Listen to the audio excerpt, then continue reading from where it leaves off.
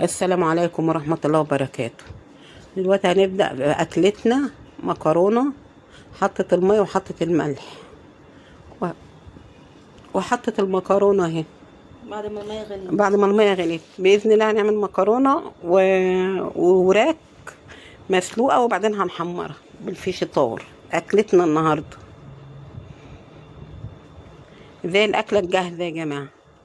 دلوقتي اهي جابت الحلة تاني بعد ما سلقت المكرونة وشطفتها. بصلاية واحدة بتخرطها عشان تدي طعم للمكرونة، نكهة حلوة للمكرونة والله وطعمها زي العسل. وطعمها زي العسل. عاملين ايه؟ كويسين. وعاملين ايه؟ والله وحشني اليومين اللي ما سجلتش معاكم فيه. وحشني وحشني وحشني. وشكرا على التعليق الأنسة أو المدام اللي علقت لي. شكرا يا حبيبتي، الله يجازيك كل خير ويصلح لك حالك يا رب، ودايما يكون في تقدم وتوفيق عند الله يا رب. من عند الله يوفقك يا رب يا بنتي. طبعا احنا دلوقتي حطينا الوراك بالشواحه اهي في الحله، وهتحط فلفل ابيض، فلفل ابيض وفلفل اسود وشويه ملح وشوية جنزبيل وجنزبيل.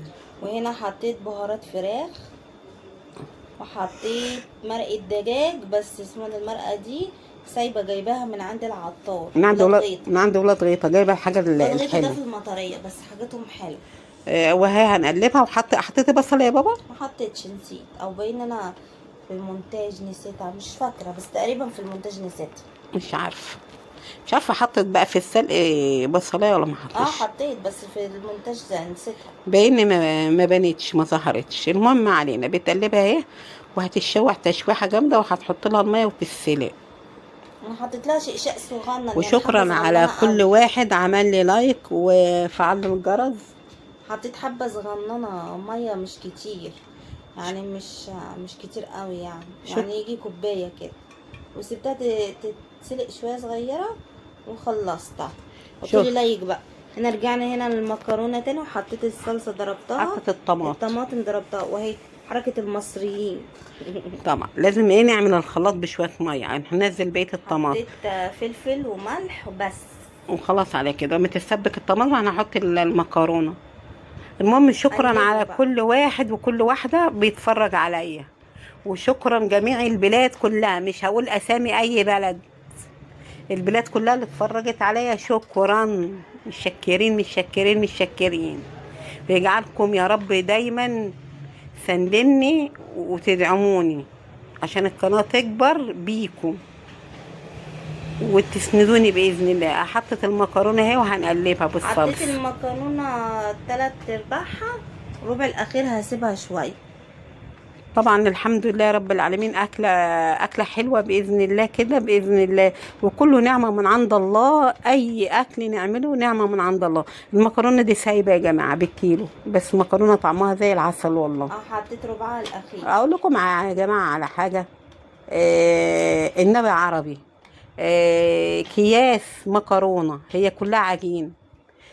سايبة برضو مكرونة، بس هي رك على النفس. والواحد يسمي في الحاجة. هو ما يجي يجيب الحاجة بتاعته يسمي، ولما يجي يحط الأكل على البوتاجاز يسمي ويشهد على الأكل، وهو ربنا يطرح في البركة وينزل فيه حلاوة الدنيا فيه.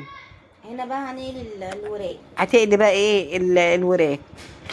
حط الزيت، ودلوقتي في شطارة هي بتقلبه وهتقليه.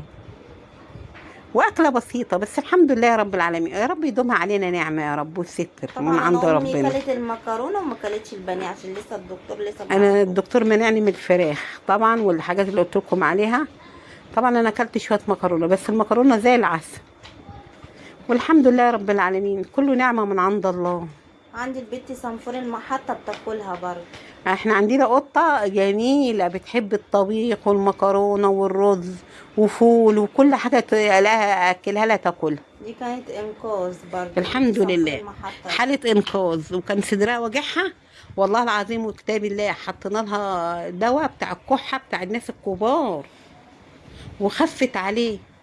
يعني ما خفتش على العلاج اللي احنا اديناه لها من عند الدكتور بتاع البيطري دوت، خفت على العلاج بتاعنا احنا بتاع الكحه بتاع الشعابات الهوائيه. الحمد لله رب العالمين. اهي بتقلب ابقى اوريكم بتقلب الفراخ اهي ابقى اوريكم في الفيديو كده ازاي بعالج القطط لما بيكون لما تعبان. بيكون تعبانه في علاج ايه، بعلاج اطفال. اوريكم صلى بس على صدقوني والله العظيم حلوه قوي. صلى على النبي يا جماعه كده. وباذن الله كده دايما يا رب، كده دايما سندني دايما يا رب، ودايما احنا ايه في تقدم في القناه.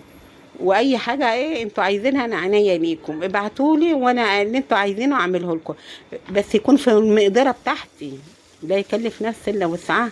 ادعوا بقى لاهل غزه البلاد وربنا كلها، ينصرهم يا رب، وينصر البلاد كلها يا رب. البلاد كلها ربنا يصلح حالها باذن الله، باذن الله، يا رب يا رب. باذن الله.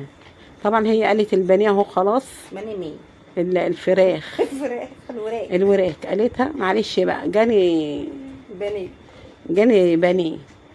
وهتكب المكرونه اهي. ده طبقي انا، والطبق التاني مش عارفه طبقك الكبير ولا كان الصغير. مش عارفه والله، والله بس بفكر. المكرونه زي العسل. يعني اللي عايز يجيب يا جماعه ممكن يجيب سايب، يعني اقلم نفسه على السايب عادي. وهاتوا حاجتكم على الشهر كل شهرين عادي. كل ما يكون الواحده معاها فلوس يعني موفراها من مصروف البيت، تروح تجيب لها حاجه في البيت، تجيب حاجه لحد ما خزينها كله الخزين تلاقيه جايباه باذن الله.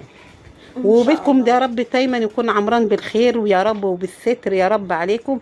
بتقولكم حطوا لايك، وهو الاكل حطيناه، وحطوا لايك واشتراك وتفعيل الجرس.